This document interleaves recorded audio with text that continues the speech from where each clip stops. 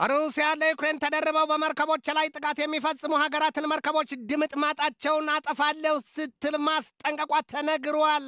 የሩሲያው ፕሬዚደንት ቭላዲሚር ቭላዲሚሮቪች ፑቲን ለመገናኛ ብዙሃን በሰጡት ማብራሪያቸው የአውሮፓ መንግስታት ለሰላም እቅዱ ደንቃራ ሆነዋል ሲሉ ከሰዋል። ግን ደግሞ አሉ ፑቲን ዊ አር ናት ጎይንግ ቱ ፋይት ዊዝ ዩሮፕ፣ ይሄ ደግሞ ትዝብቱ ነው እንጂ ስለ እሱ አይጎዳምን መሆኑ ነው። ፑቲን የቋጠሩትን ግንባራቸውን ፍትት አድርገው ይህንን ስንላቸው ደግሞ ከአውሮፓ ጋር መዋጋት አንፈልግም ስንል ሌላ የሽንፈት የፍርሃት እንዳይመስላቸው ለጦርነት የሚዘጋጁ ከሆነ ሲሉ በቋንቋቸው ይህንን አሉ። ስፓሲቫችሁቮ ፓዣሉስታ ኢፍ ዩሮፕ ዋንትስ ቱ ፋይት ዊዝ አስ ዊ አር ሬዲ ራይት ናው፣ ግቡ በሏቸው፣ ሁሉም ተዘጋጅቷል ያሉት ፑቲን የአውሮፓውያኑን መንግስታት ፍላጎት ተቀባይነት የሌለው አሉና እነርሱ እኮ አሉ ጦርነት አሰኝቷቸዋል፣ ግድ የላችሁም ሲሉ አይናቸውን ባሻጋሪ ወርውረውታል። የአሜሪካዎቹ ልዩ ተወካዮች ዊትኮፍና ኩሽነር ወደ ዋይት ሃውስ ተመልሰው ከፑቲን ጋር የተነጋገሯቸውን ሁሉንም ነገሮች የተጠባቸው ሳትቀር ለአሜሪካው ፕሬዚደንት ያስረዷቸዋል ነው የተባለው።